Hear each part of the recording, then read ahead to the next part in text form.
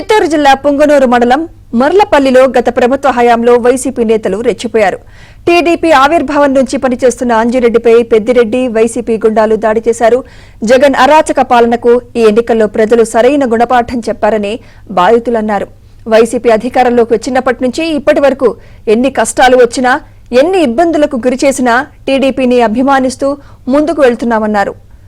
రామచంద్రారెడ్డి పుంగనూరు నియోజకవర్గంలోని ప్రతి మండలంలోని ఎన్నో అరాచకాలను సృష్టించారని, భూములు, ఇల్లు లాక్కున్నాడని, పెద్దిరెడ్డి అరాచకాలతోనే ఆయన్ను ఎన్నికల్లో ఓటమి అంచుకు ప్రజలు చేర్చి తగిన బుద్ధి చెప్పారని అంజిరెడ్డి అన్నారు.